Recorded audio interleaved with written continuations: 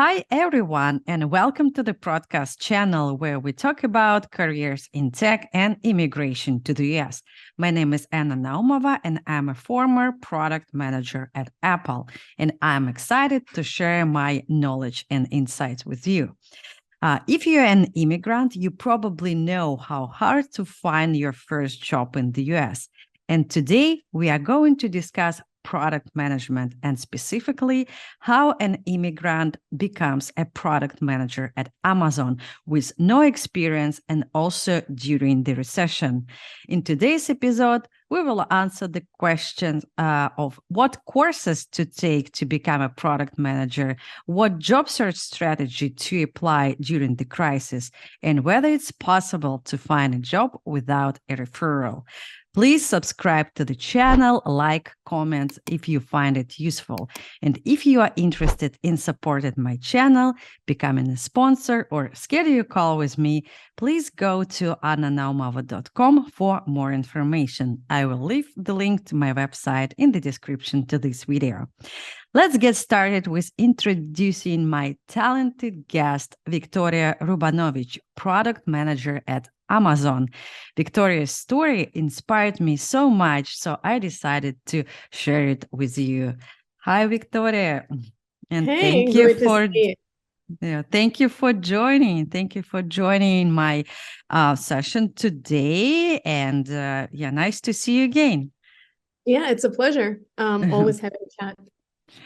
Cool, Victoria. Can you please tell me about yourself, about your background? What are you currently doing at Amazon? Yeah, for sure. I'm a product manager at Amazon for internal products for AWS sellers, Amazon Web Services sellers. So these are people that sell Amazon Web Services for other companies that want to, grow bigger, to expand their business. And so there are tons of services that AWS has. And so these are account managers in all kinds of different types of sales, business development, stuff like that. So those are my users. And I build, so I don't currently build, but I enable and I do go-to-market strategies. I do user research, customer development, for those products that enable sellers to do their jobs better. And I work closely with technical product owners who actually build those products. So Amazon is a big company. Sometimes the role is stretched. Yeah, that's great. Thank you. And how did you move to the US? Can you maybe share your story? Yeah, so I lived in Moscow before that, and I had a fiance. I was doing an internship in the US a few years ago, and so I met my current husband, future husband at the time, and so he filed for a fiance visa, and after 2 years of wait, I came to the US, got my work permit last year. I'm still waiting for the green card, so hopefully that will come in very soon. Yeah, I hope it will come soon. So Yeah. okay, perfect. Okay, let's maybe dig deeper about how you became a product manager. Maybe you can share your background. How did you decide to be a product manager? What did you do before? For sure. So I've always been kind of captivated by the idea of building products. I worked at this conference for education technologies, and I met so many amazing people who built ed tech products. I thought, okay, this is so cool. There were products from virtual reality to, toys with artificial intelligence. And I thought, okay, this is really cool what you can do. And I wanted to be the person who builds ed tech products. I kind of naturally transitioned to education tech from diplomatic roles. I worked at an embassies, and then I realized it's not for me. And so just naturally just tried to work in the education tech, loved it, and decided to stay in the industry. Cool. And how did you learn about product management? Did you take any courses, read books, or learn from your personal experience? Yeah, I always kind of did part of the job in my throughout my prior experiences, they were just never called product manager. And I feel like that's the case for many different people. So was part of it either go to market, or it was either customer development, customer support. I was just never called a product manager. I also built my own product. I was part of the startup accelerator. That was really fun, where you had to build a product from scratch, from identifying the problem to actually building a product no code. So that was pretty cool. And when I moved to the US, go ahead. Yeah. Can you maybe tell about your building your own product? I think that is also important for future product managers. Yeah, for sure. So I had a friend who ran Startup Accelerator in Spain. And so he told me, okay, there's a great opportunity. Why don't you join? Because at the time I was already waiting for my visa and I was not working. So I decided, okay, I'm going to give it a try because I can learn something new. And so I came in with a very vague idea of what I wanted to do. And the program walked me through the process of isolating a small problem inside like a big area. I came in with like a super vague idea to build something for people to learn real world skills. So the super vague, like you don't know what that is. And then by talking to people, by really following that product management process of product discovery, I was able to isolate a specific problem within that space and come up and test multiple solutions. And so by the end of the program, I had a solution for onboarding Gen Z employees in bigger companies. So yeah, if you just follow the process, it's pretty straightforward. So just peel the layers of the problem, talk to people, get it in front of them, get feedback, iterate, do it again. And then you get to something that is, okay, maybe a good fit. Yeah. So that's super exciting. And I always recommend people who want to be product manager to start with their own project, like regardless of the project. It can be like no code application, it can be your shop at Etsy, it can be whatever they want, like just like testing a hypothesis, interviewing people and coming up to the solution, creating sketch mockups without even engineers. So that's also a product. And that's what you did. I think that's very exciting. So, but how did you learn about these processes? Was it like naturally? Because you did specifically what every product management book tells us to do. So did you read books before, or how did you know about these processes? Yeah, so I did read a lot of books, including Lean Startup. There is an amazing book that I wanted to recommend. It's probably the best book on scrappy prototyping that I've read. It's called The Right It. Yeah, it's by former Google engineer. So it's pretty easy to read and it's super cool. It walks through like different ways to test your idea. So I give an example in his book of a guy who wanted to see if people would buy his product for home. So he dressed like an IKEA employee. He put in his stuff in the IKEA store and he wanted to see, are people taking my stuff and taking it to the checkout? And so obviously they wouldn't be able to buy because it's not in the system. Yeah. But for them, for this founder, it was very easy to test. And so there are tons of ways like this when before you go in and actually build something, even with low code, there are ways to test your hypothesis. And I feel like that's a strength for product manager. How do you test before you go to engineers and before you engage this expensive resource for the company? Can you test that this is even something that your users may want? So you can even sell your idea. You can create a fake fake page with a fake buy button and just collect how many people click this button. Or even actually like start collecting leads, start collecting emails, intention to buy, whatever. So you can do that without even spending a lot of money on production, this stuff. Yeah. Exactly. And like, that's overall, great. Yeah, overall, the program, the Startup Accelerator program, it walked you through the steps. It gave you additional materials to read, but it walked you through the steps. And it Okay. was pretty easy to follow. You didn't have to think, what do I Okay. do next? It pretty much guided you, so it's pretty good. So the book you recommended called the Write It. Yes. The right, like opposite of wrong, and then it's Yeah. The Write It. Okay. I will leave the link to these books in the description to this video. sure. And yeah, maybe at the end of this interview, you can recommend more resources and books. Yeah, also. 100%. Yeah. So can you recommend this the startup accelerator in Spain? Is it worth it? Yeah, I mean, it's a global accelerator. It's in every country, so you can see, you can just find the chapter in your own city or country. It's called the Founders Institute. Mm-hmm. So the only thing, it's mostly for startup founders, but I found it's one of the best resource for people who want to get into product management, because it's less about frameworks, but it's more Mm-hmm. about really getting to know your users and getting something out there. So I Mm-hmm. felt like that was really great.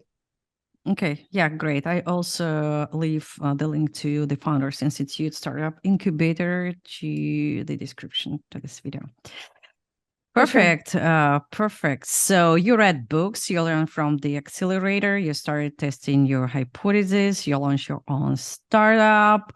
So I know that you also took a course, right? Education. Can you tell me about that experience? Yeah. So when I moved to the US, I just decided, I was thinking about, should I go for marketing? Should I go for something else? And then I've decided, okay, there are too many options and I really want to focus. So I'm just going to go all in product management. And I started my research, looking at all kinds of different boot camps out there. And I talked to a friend and he said, product school is great.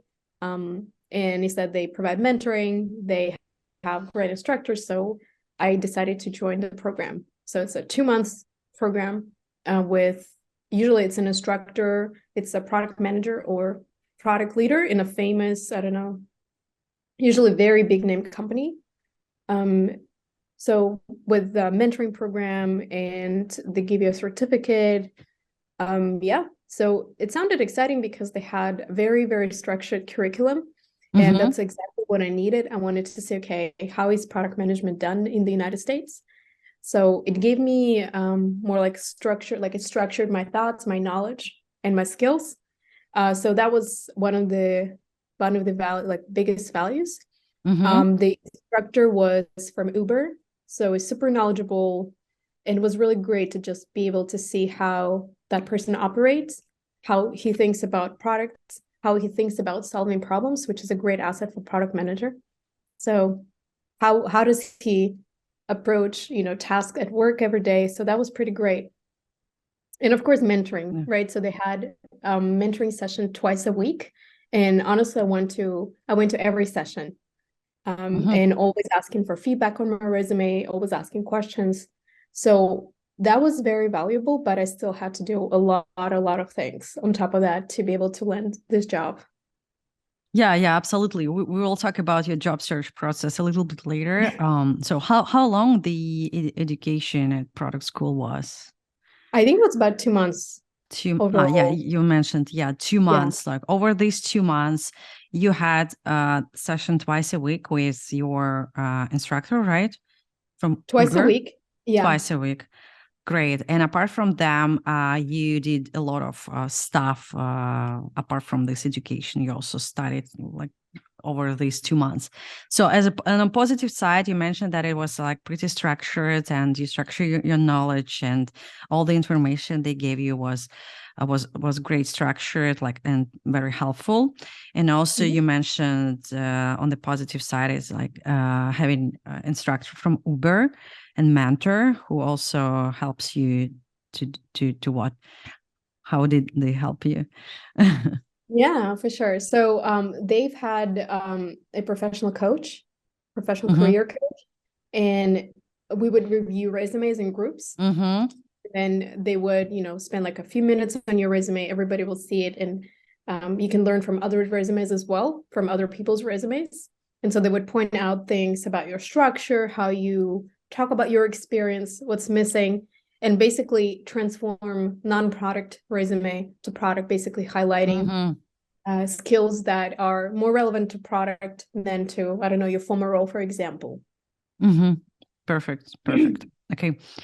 And how much did it cost? Yeah, $4,500. So I think now looking back, I feel like it's a little bit pricey for what it is.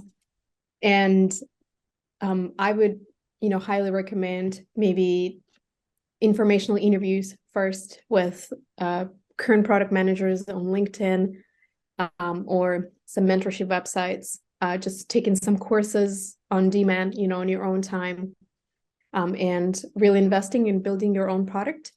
I feel like you can get everything that they provide for a lot cheaper.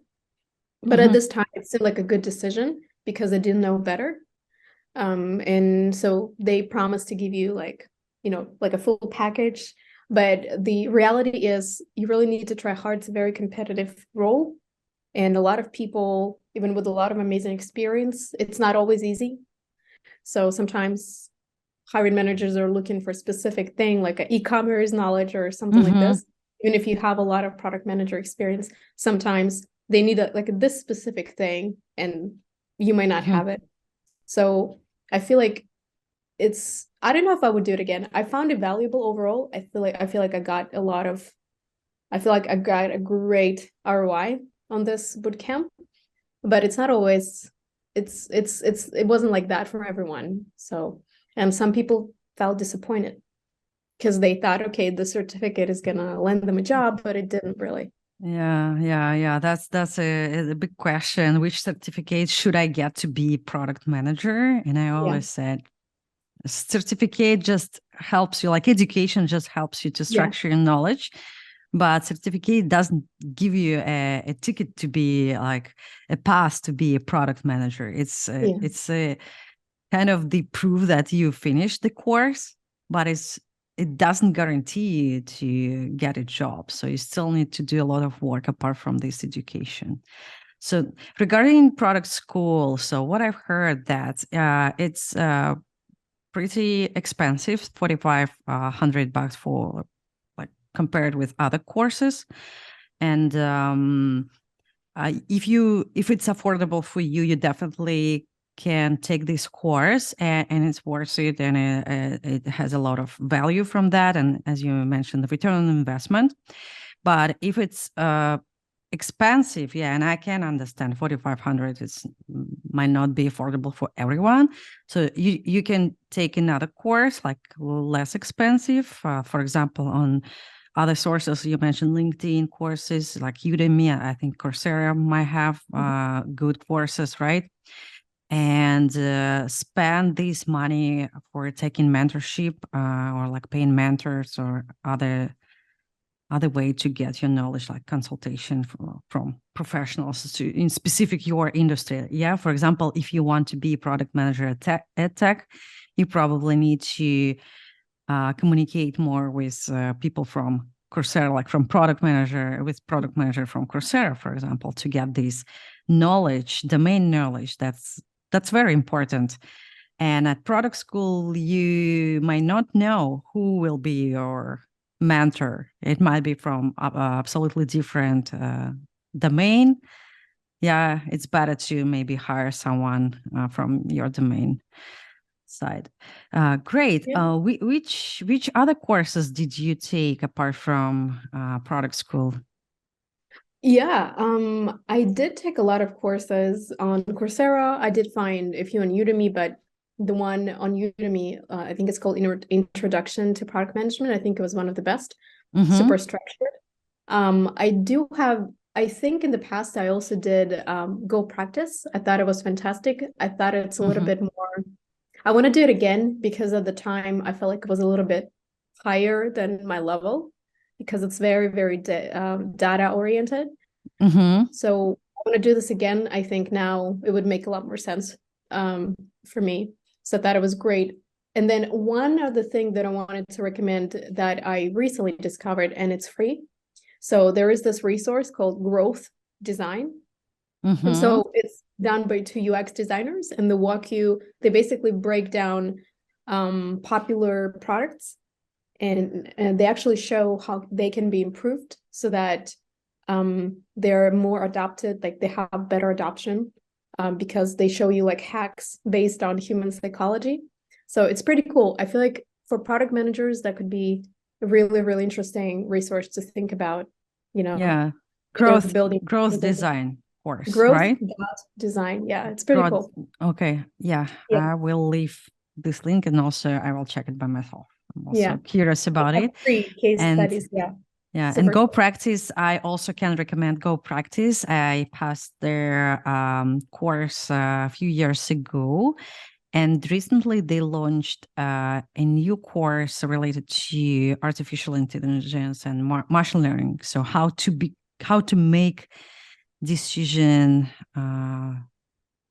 I don't remember the name, yeah, but it's related to making decision for artificial intelligence projects, something like that. So I will Really also cool. leave this. It's a really great course, and they have it in English as well, so you can practice your analytical skills on this course. Yeah. Cool. So okay, let's switch to the job search part. And so after you finished all those courses, you started preparing for the job search. So tell me about your job search strategy. You've already mentioned that you decided to apply to edtech education, and how did you come to this idea? Why education? Yeah.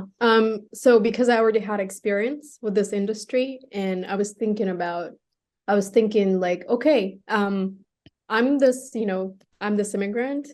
Why would somebody want to hire me over someone already working as a product manager? And so I looked at my resume, I looked at my experience, and I thought, okay, I have a lot of experience in this education tech space. I know different products in the industry. I know users really well. And I know the industry from both like building a product and marketing perspective. So I thought, okay, I'm just going to position myself as an expert in that field and really talk about, I knew instructional design as well. So that was just, I thought, okay, industry experience is going to be my competitive advantage in this case. And so I decided to really focus. I did try applying to different domains, but it just didn't work out. And I think it makes a lot of sense just because I was not like a really great candidate for, I don't know, Pinterest or any other company that does not require that expertise that I have.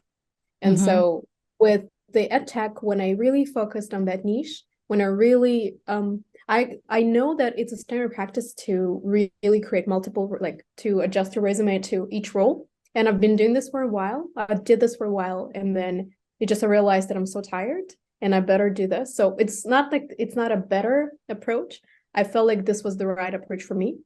So I just really niched down and had one resume that was for a specific industry, mostly for adult learning products, and either B2C or internal products. That's what I do now, because the product that I built for onboarding, that was internal product, was a B2B product. So and then I started having like a higher response rates just because it was very clear why I was a good candidate for those positions. And so that really helped me, but it's not necessarily good approach for everyone else. It doesn't have to be, you don't have to niche down on the industry. Sometimes it is specific products experience. I don't know, you were in e-commerce, I don't know, in fashion industry, and then you want to, I don't know, work at Amazon or eBay. That's super applicable. So it doesn't have to be like that same industry. It just has to be a connection between what you can offer and the roles that you're applying. So it could be interesting types of product or a specific skill, right? Let's say you were a marketer for 10 years. And then if you can apply for marketing tech, right? That's super relevant. Or you're a great marketer and you can apply, I don't know, for a product manager role that requires you to understand marketing really, really well. So That's Mhm. just have been my Yeah. philosophy. So I think that's a great approach, especially now when the market is very, very competitive, and your domain knowledge and expertise matters, really matters right now. So that's I can see from like by talking to multiple people who are looking for a job and looking at myself. So domain expertise matters right now. So I think that's and what you did, I really like that you decided to focus. So you pulled all your strengths. So you understood your strengths, who you are. Yeah, I'm a product manager and I know everything about tech, ed tech. Ed tech is my strength right now, and to compete with other folks like who've been living in the U.S. for many years, maybe were born here, got like local education. You need to show that you're pretty strong in specific area, and you show that you're strong in ed tech, and that's your selling proposition. I think that's super great approach, and I really recommend anyone, especially right now, to focus, understand who you are, like what's your strengths, what are you strong for, what's your knowledge, expertise, yeah, and create your own selling proposition. That's great. So tell me, I forgot. Sorry. So I know that you decided to apply without a referral. So tell me about that experience. That's super interesting and new for me, because what I've heard that like everyone recommended to apply via referrals, find someone in the company, like ask them to refer you. That will increase your chances to be heard and seen by recruiters or hiring manager. Like, tell me about your experience. Yeah, for sure. So this is so I try to get referrals whatever I could. And then when I couldn't, I just applied online. And so it just so happened that with Amazon and Microsoft, I just applied. And then I feel like I don't know what's better. I feel like, of course, if you use a referral, then you have a higher chance of a recruiter looking at your resume. I think they do look, but I think referral will not matter if you're not a good fit for this position. So it does not matter if your resume really does not match what they're looking for. I don't think it matters whether you have a referral or, I don't know, Jeff Bezos put your resume on the hiring manager's table. It doesn't matter. I feel like it's just and it's also a little bit of luck, right? So I know when I was interviewing for a position, I know I had a few friends who were interviewing for the same role. They did not get that role, and then they reached out to me. So they were still looking. If my friends were able to pass that interview, then they wouldn't be looking at my resume. So when I applied, I heard back from them maybe 2 months later, because the interview process was still going for that role. It was still going. They were interviewing a lot of different people, and it just so happened that they were not able to fill this role. And so I was very happy when I heard back. I honestly just applied and totally forgot. I didn't think I could get that role. It just sounded too good to be true. And so I was so happy when they reached out. I absolutely hit it off with the hiring manager. I was so happy. It was an amazing interview. And then she moved me to an interview to the interview stage called The Loop, which is a 5-hour interview with a hiring manager, with a person called Bar Raiser, and 3 members of that team. And so I prepared so well. They give you about 10 days to 2 weeks to prepare. And you have to come up with stories from your past experiences where you demonstrate Amazon's leadership principles. I think there are 16 right now. And so you need to come prepared with those stories, and you don't know what questions they're going to be asking you. So you can find examples, but you don't know exactly what questions they're going to ask. And so I felt like it was great. And then I received an email saying, well, okay, everything was great, but we decided not to move forward. And yeah, but this is what we're looking for. Yeah, it was really heartbreaking because I thought we hit it off. So I thought it So was you really, felt that you passed this interview, right? You yes, felt that you did great. I thought I Yeah. did great. And then But they gave like they said, well, we're still looking for a role for you. So this role is just not a good fit. oh wow. Yeah. That was their response. So they knew that you're great, but they decided that you're not great for this specific role, but Yep. they kept looking for another role for you, right? So the So they didn't recruiters, want to lose you, right? well, this is what they try to do. So it's very interesting because with Amazon, the process is very complicated. So for you to get that role, two people need to agree. So that the hiring manager and the person called bar raiser. So the bar raiser has a very different criteria. And so you basically, to be able to land the role, hiring manager and bar raiser need to agree that you are better than 50% of people in a similar role. So they have like a separate assessment. And then, and if you could be great, but they also need to assess whether or not you're going to be successful in this role. And so if they feel like you're great and you pass all the criteria, but they feel like, okay, the role is not really, it's not where you're going to be successful. And so they're going to say no. So, Wow. and sometimes the person who gets the role, because they are not, so Amazon does not compare you to other candidates. They only compare. So it could happen that a candidate who gets the role is not, they just have to they have to take the first candidate who passes all their criteria. And if your interview happens to be later, and you may be more qualified, you will not get that role because someone else has been. So that's at least what I have not yet participated in any hiring decisions, but this is just something that I've heard. So wow. So but anyway, I like your idea about like even if you're referred by Jeff Bezos and you're not good fit for this role, you won't be hired. I think that's great, and it gives chances to people who don't have a lot of like a huge networking. They don't know a lot of people, like let's say immigrants who just moved to the US. They just don't have a lot of friends working at Amazon, Meta, I don't know, like Apple, whatever.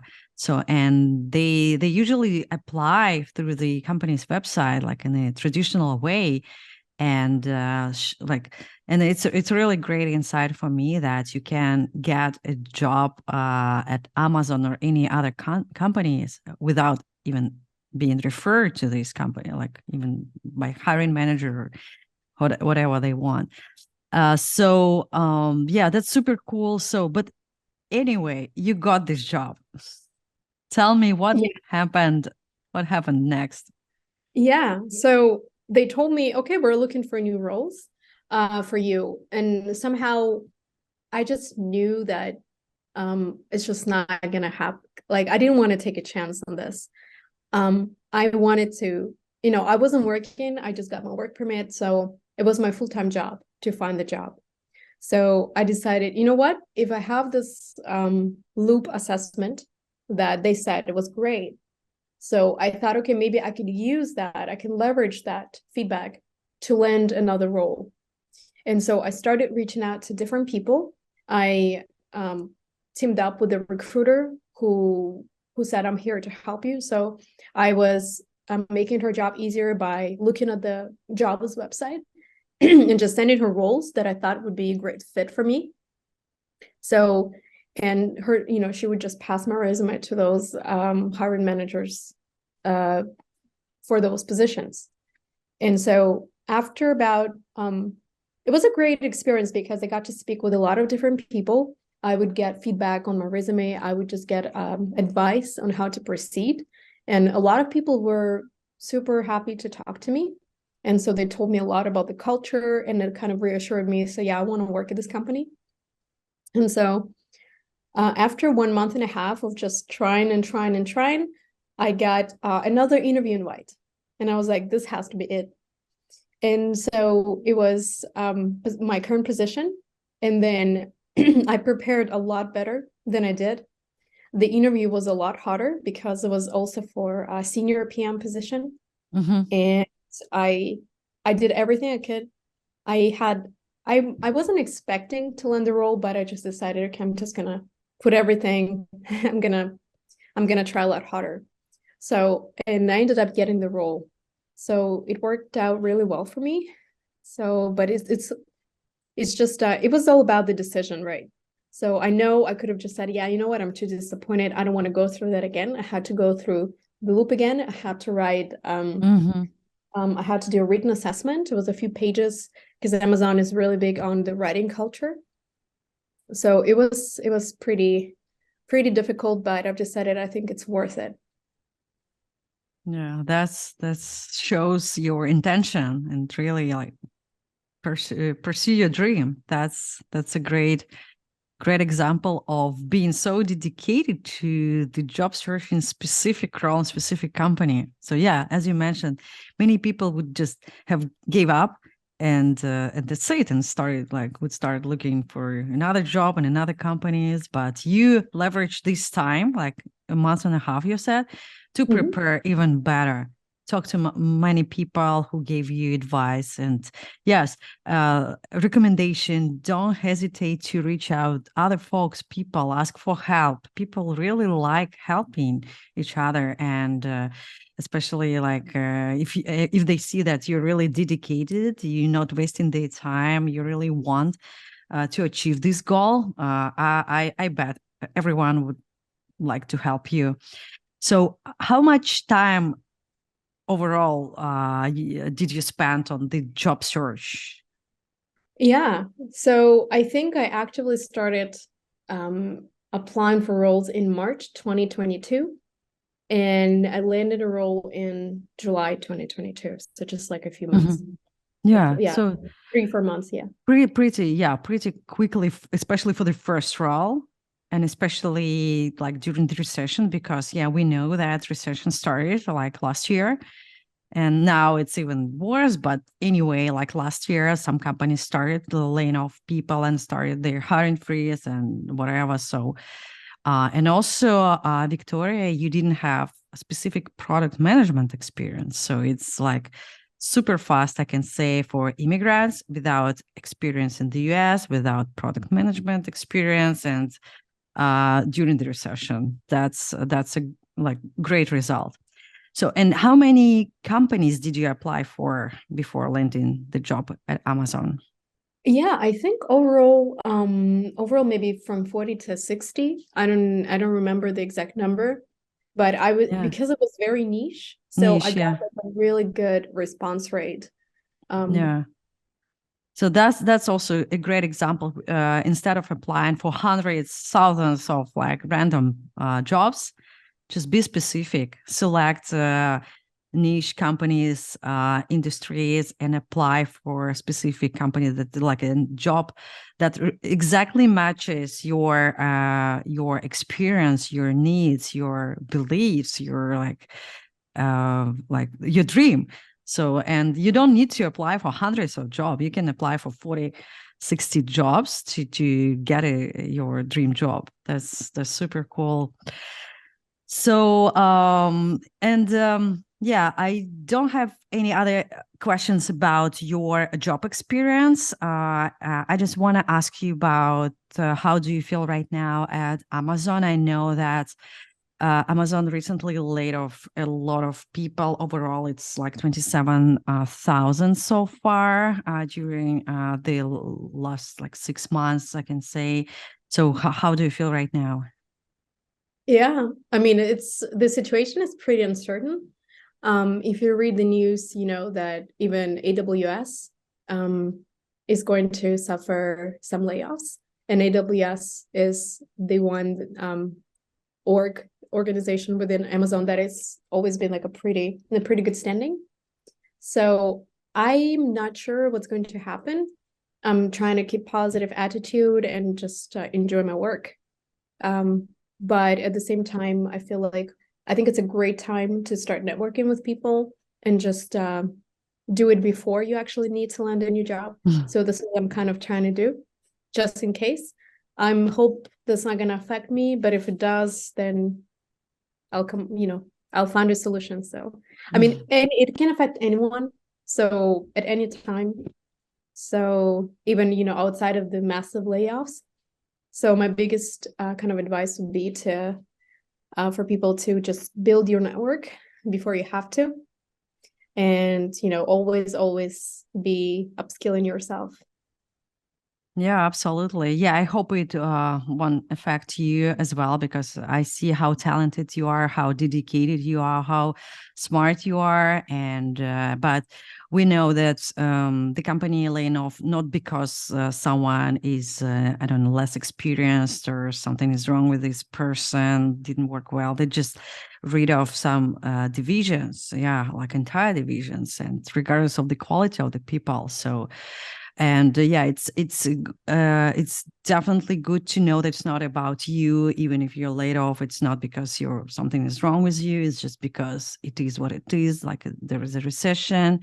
I like your advice about start networking. I think like everybody shouldn't be networking regardless of their situation. That it should be constant activities, like during entire life.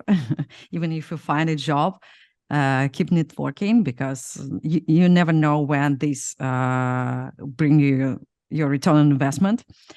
And yeah, I hope everything will be okay. So like this video about you will be maybe part of your networking, and will help you to find a new people like who gonna watch this video. Please contact Victoria. I will leave your contact information in the description to this video.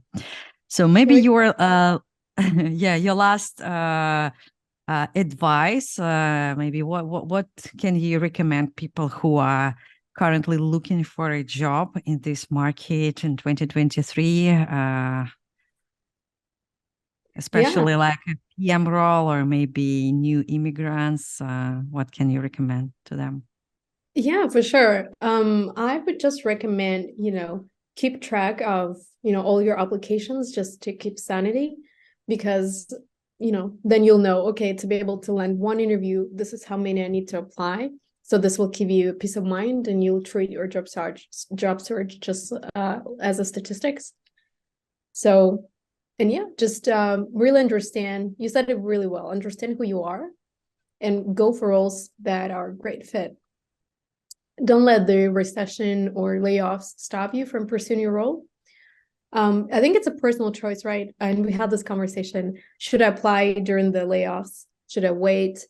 I think it's totally up to you. And I think it's all about trying and seeing what works.